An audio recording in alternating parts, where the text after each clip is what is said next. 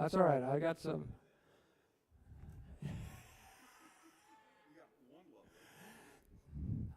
Really, I would have taken whatever I got, but I did do well. Last week, after the class on Islam, and I don't mean just after class, but throughout the week, even Monday night, I had some people who told me how much they appreciated that material because they don't hear that much about Islam.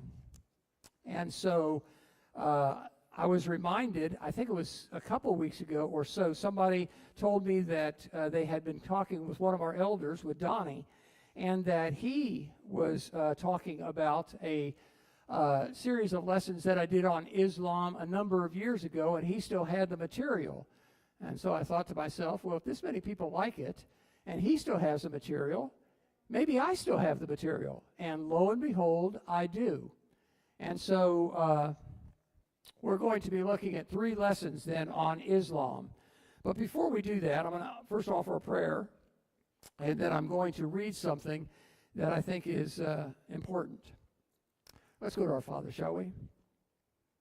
Our most holy God, we recognize the fact that we are your children. Father, we are also members of your household. We are part of the army of God that you have here on this planet.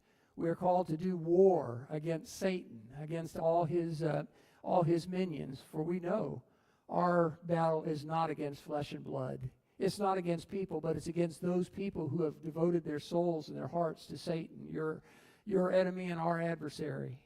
Father, I pray that you will give us the courage to speak out, to speak forth, to do the things that we need to do so that others can come to understand that your way is far better, your will is greater, and that your plan for us is better than anything any false religion can come up with.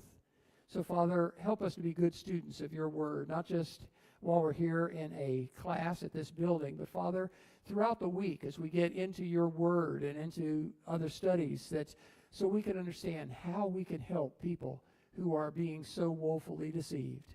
Father, thank you so much for Jesus, who gives us the courage because he had it. Help us, Father, to live our life as he lived his. In his name we pray. What I want to read is something that I've had my files now for a long time, but it's entitled, It Truly Is Later Than We Think. A man whose family was of German aristocracy prior to World War II owned a number of large industries and estates. And when asked how many German people were true Nazis, the answer he gave can guide our attitude towards fanaticism. After the events of this past couple of weeks on the college campuses and things of that nature, I don't know, did they ever take that stuff off George Washington at George Washington University? They dressed him up. It was pretty sickening. And of course, they tried to raise the Palestinian and Hamas flags, taking down the American flag. Not on my watch. Not gonna do that to this country. We're not going to go silently into the night. Anyhow, his answer is very few people were true Nazis, he said, but many enjoyed the return of German pride. After World War I, the German people were devastated, but Hitler and the Nazi Party brought back pride. And many more people, they were just too busy to care. He goes on to say, I was one of those who just thought the Nazis were a bunch of fools. So the majority just sat back and let it all happen. Then before we knew it, they owned us. And we had lost control, and the end of the world had come. Many families lost everything. I ended up in a concentration camp, and the Allies destroyed my factories. Today we are told again and again by experts and talking heads that Islam is a religion of peace, and the vast majority of Muslims just want to live in peace. Now, although this unqualified assertion may be true, it's entirely irrelevant. Wait a minute, you're saying that the majority of people may be peace-loving and that's irrelevant? That's irrelevant. It's meaningless fluff meant to make us feel better and meant to somehow diminish the specter. Let me stop playing with my tie, Rick, and go ahead and read this.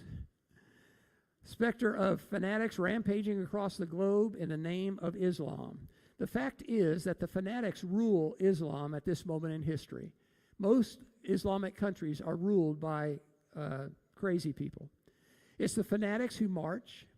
It's the fanatics who wage more than 50 shooting wars worldwide. It's the fanatics who systematically slaughter Christian and tribal groups throughout Africa and are gradually taking over the entire continent in an Islamic wave. It's the fanatics who bomb, who behead, who murder, and who honor kill. It's the fanatics who take over mosque after mosque. It's the fanatics who zealously spread the stoning and hanging of rape victims and homosexuals. It's the fanatics who teach their young to kill and to become suicide bombers.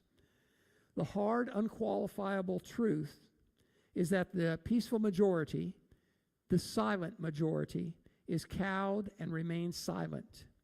Communist Russia was comprised of Russians who just wanted to live in peace, yet the Russian communists were responsible for the murder of 20 million people. The peaceful majority were irrelevant. China's huge population was peaceful as well, but Chinese communists managed to kill a staggering 70 million people. You see why earlier I said the majority of Muslims are peace-loving? Doesn't mean a thing. Doesn't mean a thing. It's meaningless because this other group is in charge. The average Japanese individual prior to World War II was not a warmongering sadist, yet Japan murdered and slaughtered its way across Southeast Asia in an orgy of killing that included the systematic murder of 12 million Chinese civilians, mostly killed by sword, by shovel, and by bayonet. And who could forget Rwanda, which collapsed into butchery? Could it not be said that the majority of Rwandans were peace-loving? History lessons are often incredibly simple and blunt, yet for all our powers of reason, we often miss the most basic and uncomplicated points. Peace-loving Muslims have been made irrelevant by their silence.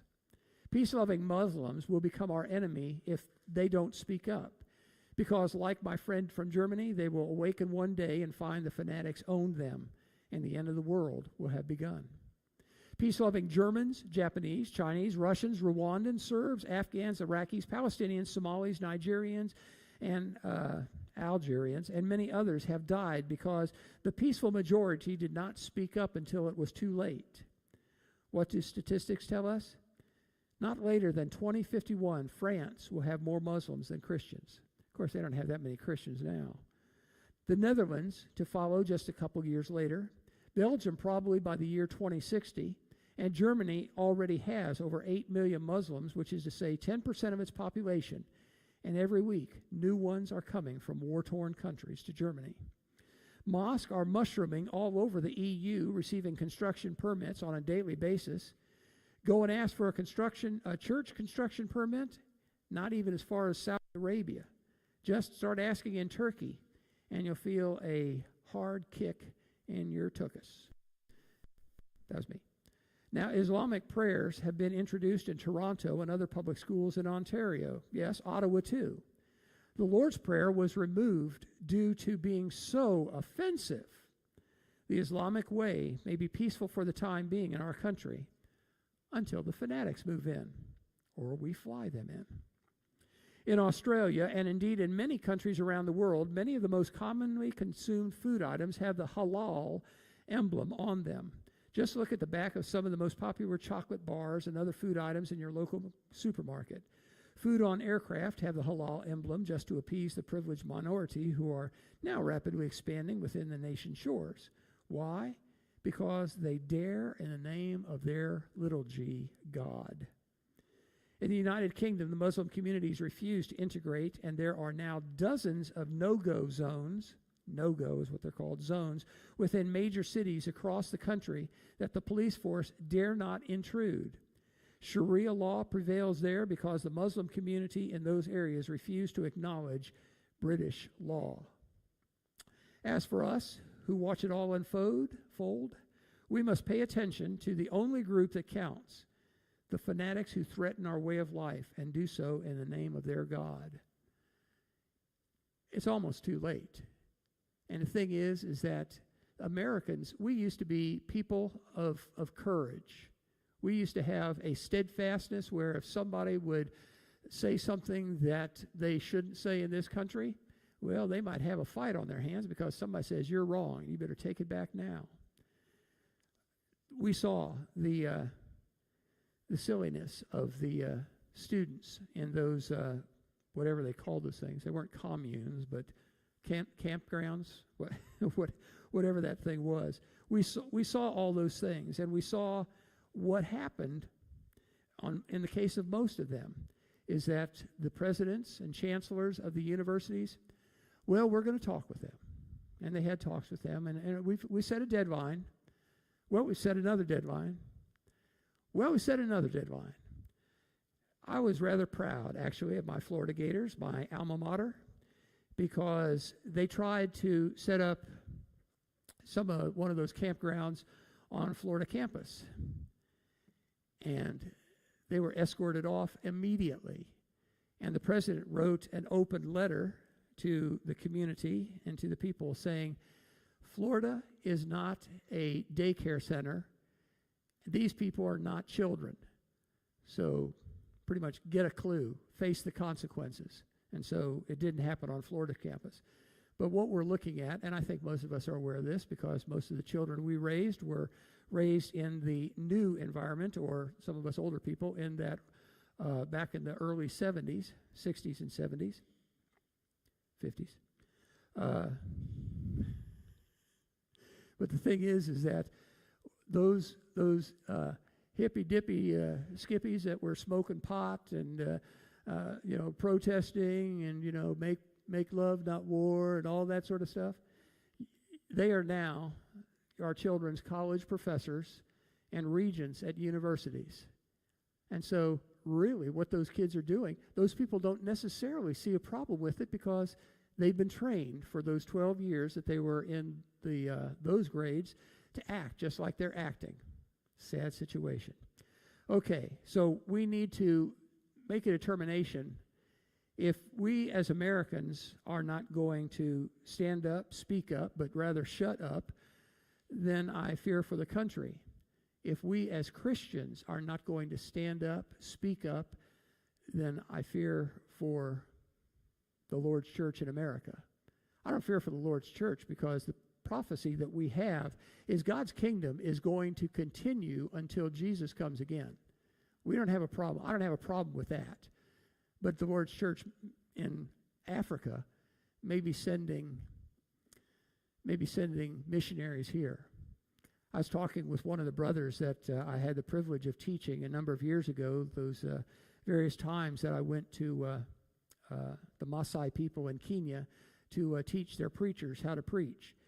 And the one brother I was talking to, he had been planning on having a youth seminar. And he was hoping that maybe they could have, at the outside, 500 kids show up for that thing, which would have been just great. This Saturday, when I talked with them, it was last weekend actually, when they had 637 young people there.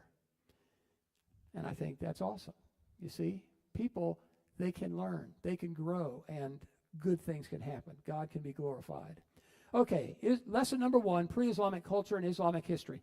Lots of stuff here that I'm not necessarily going to read because I think most of you, well, there's a few exceptions perhaps, but most of you in here, I think, have a good enough education that you can read this sort of thing. But I do want to read just the understanding of the meaning of Islam and the pre-Islamic tribal life. I said this a week ago, so some of it may sound familiar when I said you're looking through a window at a very early century. Islam did not originally mean submission, as many would have us believe. It means that today. That's how they use it. Islam was originally a secular concept denoting a sublime virtue in the eyes of the primitive Arab, defiance of death, heroism, and to die in battle. That was Islam. Thus, it referred to the strength that characterized the desert warrior who, in the face of death, would fight for his tribe. The word Islam only slowly developed into the meaning of submission as we see it today. The pre-Islamic tribal life explains many of the things we find in Islam today. The desert tribes lived by the code an eye for an eye and a tooth for a tooth. Now, see, they would have heard that because where do you find that? Yeah, the book of Exodus. I think it's actually in chapter 21 is where an eye for an eye and a tooth for a tooth. And remember, those guys, they came out of that culture. And so it was perfectly in line with the morality of the day to raid other tribes for wealth or for slaves.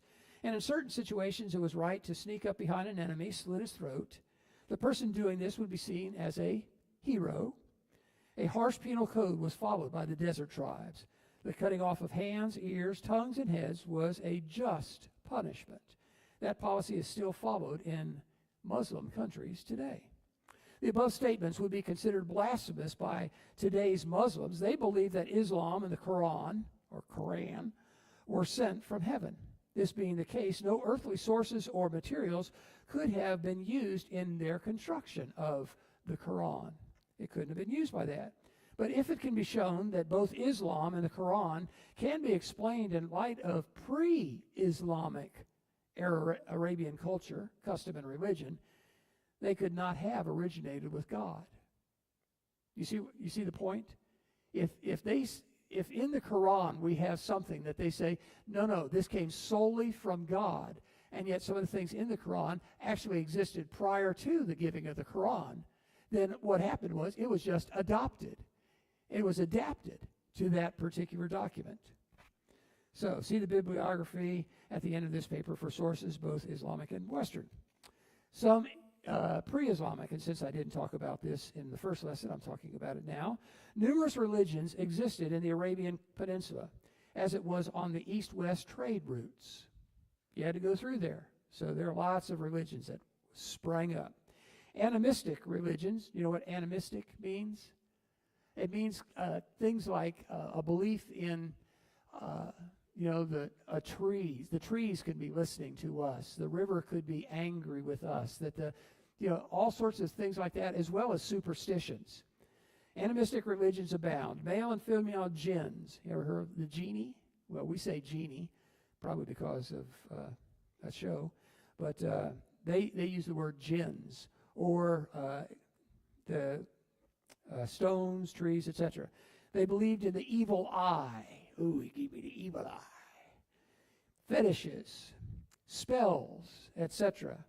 And there are some of the chapters that you can look at to see some of those things. Stories from the Arabian Nights were part of their lore and culture. What are several of the stories of the Arabian Nights? Open sesame. Where'd that come from? Ali Baba and the 40 Thieves. What are some others? What's the story behind the Arabian Nights? What the story is, I don't know that it's true necessarily, but what the story is that the king would bring one of the women out of his harem each night, a different one. If she pleased him, good for her. If she did not please him, then and the next night we'd be trying somebody new out for it. But this one, and I think her name is, anybody have her name? That's it, Scheherazade. Thank you. That's what I thought too, but now let David get the credit. Scheherazade. And what she did is she told these stories. She told these stories, and they always, had kind of a cliffhanger. So, she would lose her head because he'd want to hear the end of the story. And so the next, she'd tell the end of the story, and then the next night she'd tell a new story. Ooh. And this for how often? 101 nights. Exactly right.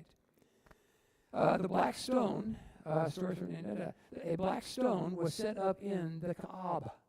The Kaaba.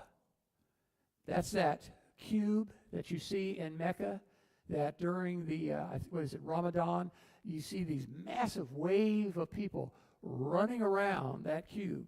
We'll talk about that probably also. The Jews, many of whom who lived in Arabia, and their stories from Abraham were also well known. The Christians, much of Christianity in Arabia was heretical, that means it was Gnostic, but the Christians were there also. In the book of the Quran, Christians are called the people of the book. They were the people of the book. Zoroastrianism, which is a Persian mystery religion associated with Mithraism and Monarchianism, those things also were there. So those were some of the religious influences that there were in Saudi Arabia, and actually in all of that region of the world. Pagan influences. Here we go with that cube. The large square temple in Mecca, where 360 idols were worshipped. It was there before Muhammad was there. And in that building, it was actually a building. It wasn't just a big cube set down, Rubik's cube set down in the middle of Mecca. But it was actually a building that they could go into and they could worship, because they had idols of 360 deities inside the Kaaba. Pre-Islamic pagans taught that everyone should bow towards Mecca during certain times set during the day. Notice that didn't come out of the Quran. That came out of pre-Islamic culture. They also taught everyone would make a pilgrimage. Remember, that's called a Hajj. And remember, we learned what a person who makes that is called? Haji. Haji. So now you know who Johnny Quest friend is. They make a pilgrimage to Mecca at least once in their lives. Once they arrive in Mecca, they would run around the Kaaba 7 times, kiss the black stone, then run about a mile into the Wadi Mina and throw stones at the devil. There you go. Man, now there's something. He's nervous about that, I'm sure. They believed in astral religions such as the sun and moon worship. In Arabia, the sun was a female deity and the moon was a male deity. The moon was called by various names, one of which was Allah. Allah was married to the sun, and they had 3 daughter goddesses, Alat, Aluza, and Manat. These, with Allah and the sun, were viewed as high gods.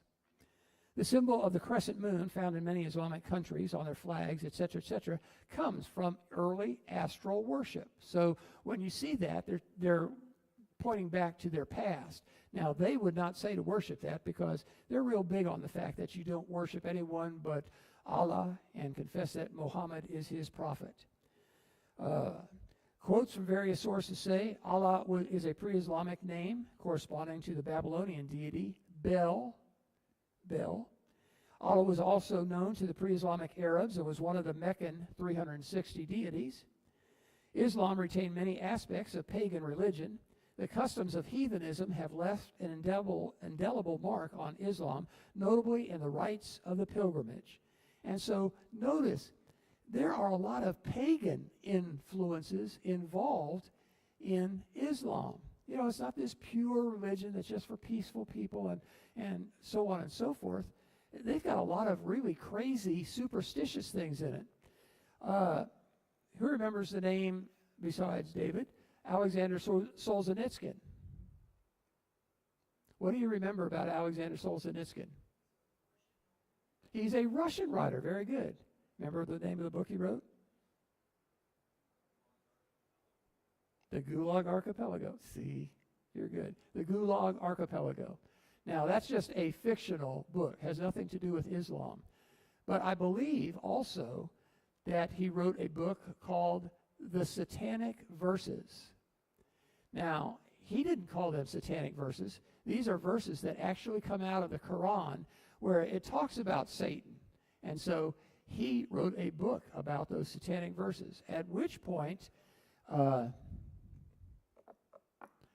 can't remember the name of the guy. Who was the head of the Islamic faith back in the days when, like, Jimmy Carter was president? Yeah, Khomeini. Khomeini, is that it? Khomeini, something like that? He issued a fatwa. What's a fatwa? It's a death warrant against Solzhenitsyn. So because he didn't like what he thought that what he wrote was blasphemous against what Muhammad wrote. Of course, what Muhammad wrote was blasphemous against everything that God stands for and he wrote, but that doesn't seem to make much of a difference to them. So, lots of paganism involved in Islam. This is currently going out over the air. So if I'm not preaching next week, one of you elders, have a lesson ready. I say that only half joking, because the things that I'm telling you are things that are true. The truth is not always what people want to hear. I mean, just look at when Jesus spoke to the religious leaders of his day. Ultimately, they killed him. So just to be aware. But Chrissy, if you're watching, I'll be okay. Questions or threats? Is this a question to ask somebody who's a Muslim, or would it be a threat? Why does the Quran never explain or define the meanings of the words Allah, Islam, jinn, pilgrimage, and Kaab? Why does it never do that? Is that a threat to them? Or is there some sort of question that they can answer? Why does the Quran never explain the identity of the people mentioned in its stories? Talks about people, but never tells us who those people are.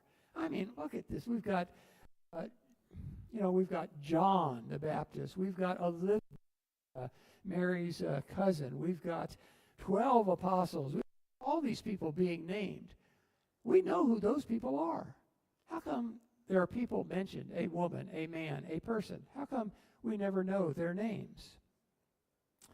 The only reasonable answer is that the readers would already be familiar with these people and the stories from pre-Islamic sources.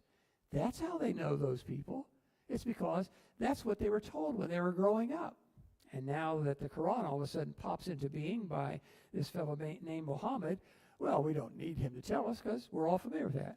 If I was to talk about somebody who threw a silver dollar across the Potomac, who would I be talking about? Well, George Washington. I know you weren't alive then, but it's a sort of part of our culture.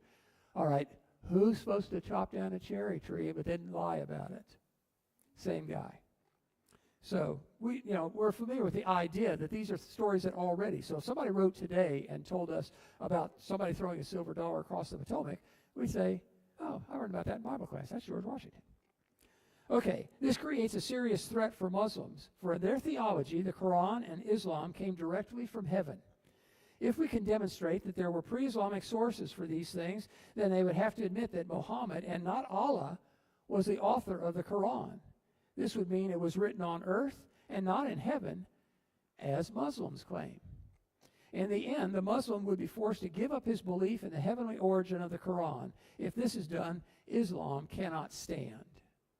And so that's a biggie. That's a biggie. I already covered the history of Islam in that first lesson that we had, Lolo's, many weeks ago. And so let's look at some later history. The first caliph.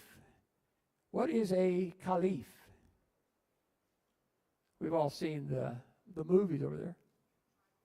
Kind of, sort of. He's a leader, yes, but he's also the religious leader. A caliph would have also religious, like Pontius Pilate. He was the governor of Judea, but he had absolutely no religious authority. Caiaphas was the religious leader, but he had no secular authority, and so the caliph is what brings them together. So the first caliph was Abu Bakr. Brought all the tribes of the Arabian Peninsula into Islam. Most of them had already signed a pact with Muhammad saying that they were going to become, especially those in Mecca. Those in Mecca, and you can read about that in the history. Eventually, the people in Mecca were defeated by the people from Medina, led by Muhammad, and then they became Muslims. Abu Bakr brought the rest of the Arabian Peninsula into Islam. The second caliph, Omar, began a tremendous expansion which lasted for over 100 years. The Muslim armies began defeating the armies of the Persian and Byzantine empires. Of course, they were very weakened. But the Muslims, or the people, the Arabians at that time, they were weaker than they were. Why? Because they were not unified. Each little tribe had its own little fight going on. What Muhammad did, he said, there is no God but Allah, and Muhammad is his prophet. We can all run under the banner of that. And so now all these multiplied tribes have now become one people, one nation. Unity is a powerful thing. No wonder our Lord would pray that we would all be one in John chapter 17 and verse 21. And so they swept through present-day Iran, Iraq, and into Central Asia. They conquered all the Asiatic territories of the Roman Empire except Turkey. They swept across North Africa and up into Spain, and they were defeated at the Battle of Tours, or the Battle of Tours, I'll just call it that, Battle of Tours by Charles Martel, Charles the Hammer, in AD 732.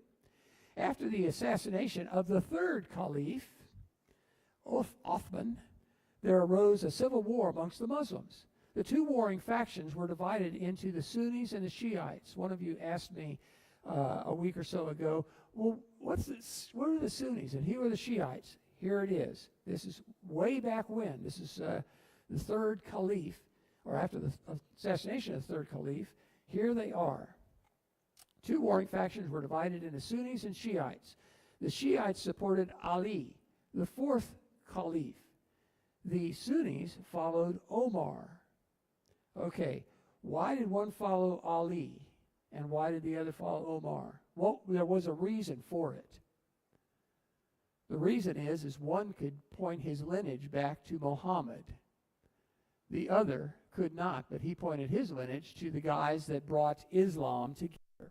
And so you have one group is saying, we're the true group because we can point to Muhammad as our forefather. The other group says, yes, but we are because of this reason or other. So there you have it. The Shiites supported Ali, the Sunnis followed Omar. This civil war weakened the Muslims to the point that they were defeated by the Mongols in AD 1258. They, however, converted their Mongol and Tartar captors, and by the 15th century, they had recovered their strength. Interestingly enough, by the 15th century is when, remember they said that they did not defeat Turkey? Turkey lasted a long, long time. There's one thing that Turkey had that bound them together. What was that? Well, in this case, the mosque wasn't there yet because they weren't allowed in. Yes, it was Christianity. The Rome in the 2nd century was kind of divided into a Western Rome and an Eastern Western Empire and an Eastern Roman Empire, Catholic Empire. This is the Western Empire. It lasted for about 300 more years, and then it was defeated and entered into the Black Ages or the Dark Ages. This, however, continued on. They were called, the capital was called the Vatican or something of that nature, and theirs was called, that was the city. What was the thing in Constantinople?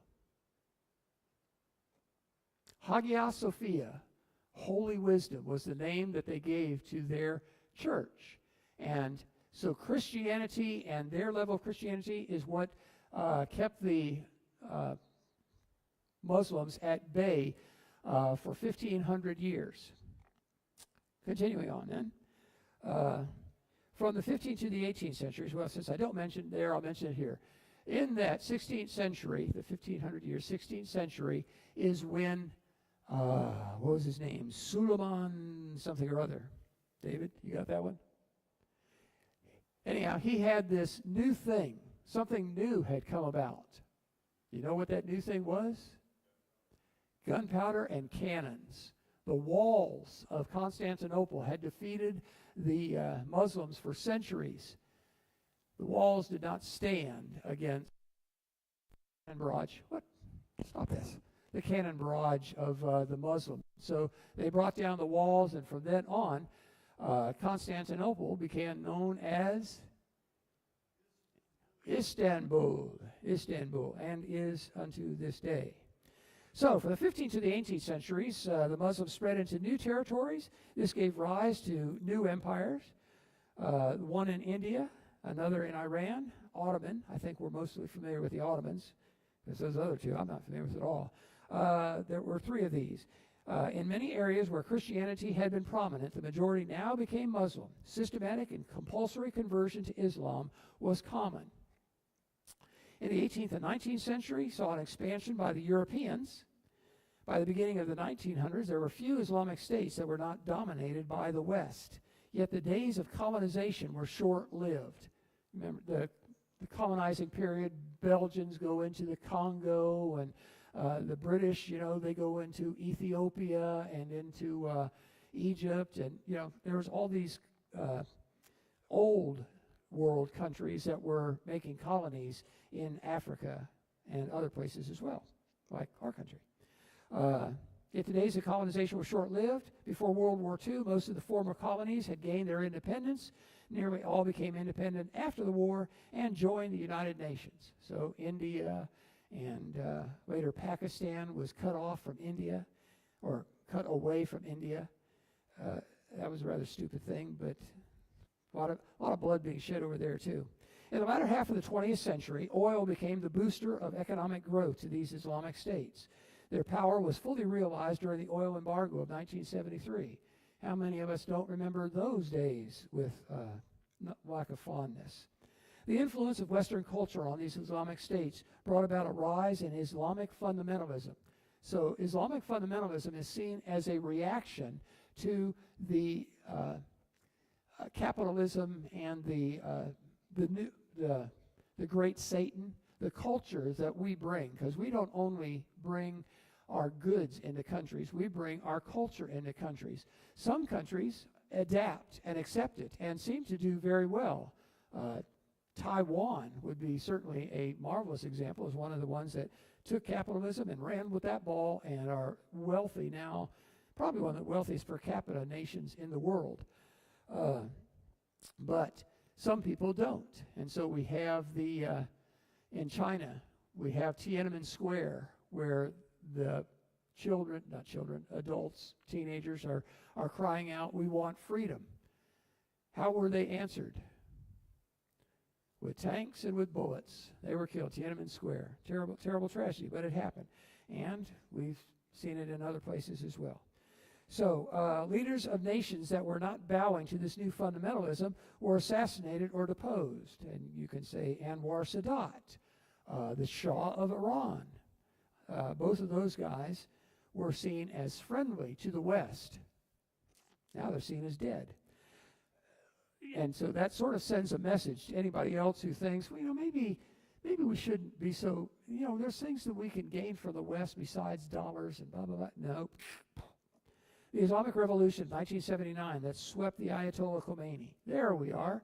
Swept the Ayatollah Khomeini into power, dominant force in the world, and especially in Arab countries.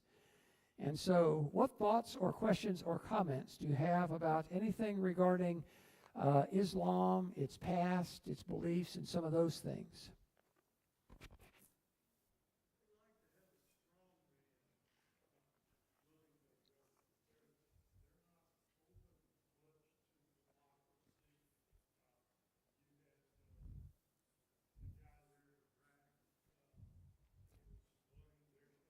Yes, Saddam Hussein, strongman.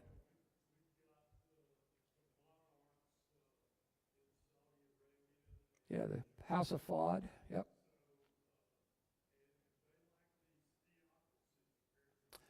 That's it. Usually a strong man, if I understand it correctly, a strong man likes power. And he's willing to use that power, like Saddam Hussein did, to keep the Sunnis and the Shiites from killing each other. And so, yeah, that's certainly true. But the clerics, the religious leaders in the countries like you mentioned, Iran, Iraq, those places, the religious leaders have a lot of power. And so they tell people something, it goes down, gets filtered down through the mosque. And what do they call the schools that are associated with Islamic teachings and culture?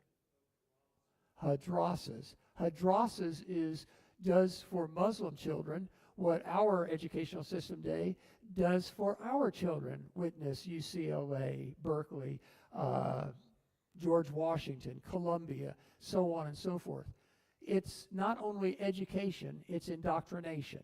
And in those madrasas, whatever it is, in those things, they are being taught, they're being trained that we are the great Satan, and Israel is next in line. And so we deserve, if we're not going to bow our knee to Muhammad and Allah, then we're going to die. Is that arm almost raised, Mike? Do I see that, or are you just stretching? Almost raised.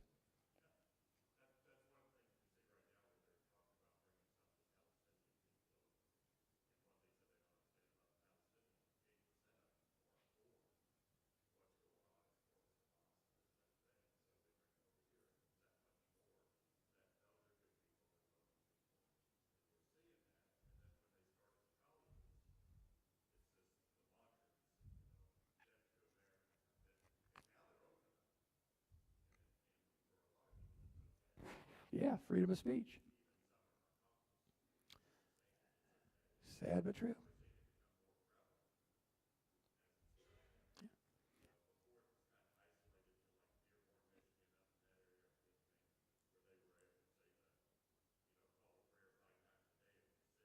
Hmm.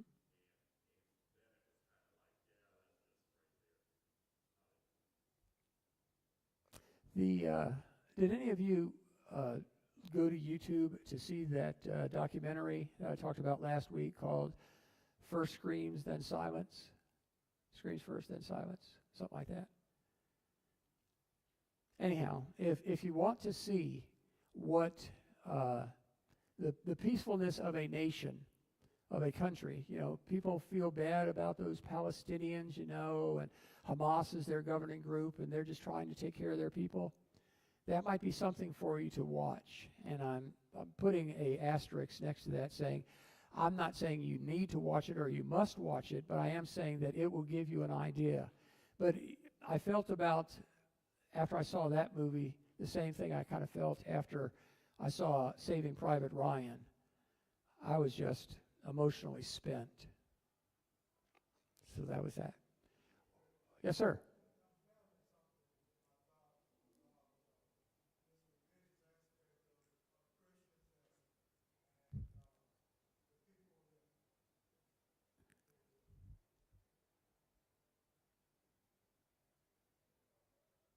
So you got 10 minutes, Gerald. Make it quick.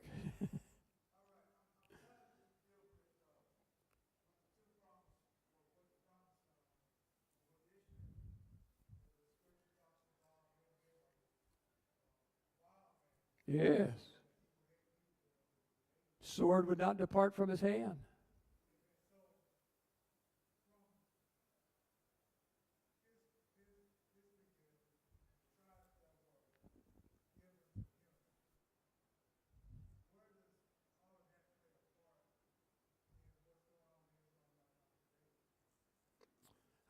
They would consider, well, they actually do consider Abraham to be the father of Islam. And so those who came from Abraham, as i.e. Isaac and Jacob and then Ishmael and Joseph, all those guys, they're all part of the text God is writing. Now, the Bible follows the family of Jacob. He doesn't follow the families of Ishmael. You could read that chapter where his blessing that Isaac had for him, where that was there. And it tells us that there were 10 nations that arose out of that. But the Bible does not follow those nations because they're not important to the promise that God made to Abraham. Remember, God, that several weeks ago we talked about Genesis chapter 12, the first 3 verses. Really important, Get up and go from your people and from your relative's house and from your father to a land that I'm going to show you. And I'm going to make you a great nation. I'm going to make your name great. And you shall be a blessing to people. And I will bless those who bless you. Those who curse you, I will curse. That is what God blessed. And in your seed all the nations of the earth shall be blessed. That is what God follows throughout the book, the rest of the Bible. Ishmael's, the nations that came from him, they're not there in the text, but I believe that they are there. I think some of the nations that we read about, in the, like the Babylonians or some of those others, they may have arisen in part because of some of the children of Ishmael.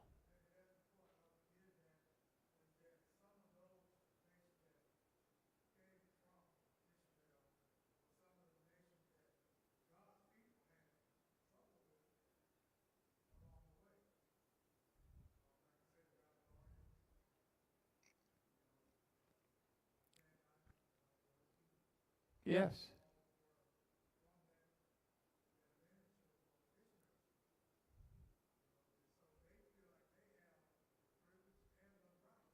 Oh, yes.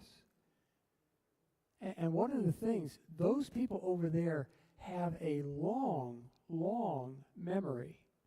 When God's people had been taken into taken into captivity by Babylon, and then later the Persians captured them. We have one of the books in our Bible talks about that period of time. It's just a very small little part about it, but it's there. The book of Esther. Now, in the book of Esther, we have a, what are they called? I'll just call it the hero and the villain. That's not the proper words. But the hero in the book of Esther is a guy by the name of Mordecai. What's the name of the villain in the book of Esther? Yes, and what is Haman? And his name when it's given is usually Haman the Agagite. Haman the Agagite. I wouldn't necessarily expect you. This is kind of like a trivia pursuit question. But you know who Agag was?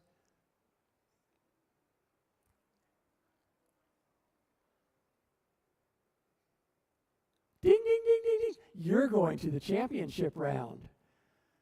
What Norma said was, he was a king that was not killed by King Saul. Samuel, God's prophet, says, I want you to go to this people, and I want you to destroy them all. Do not let your eye spare. Man, women, and child. I want you to kill them all. And so, in 7 days. And so Samuel said he would be back and offer the sacrifice for them for victory in the battle.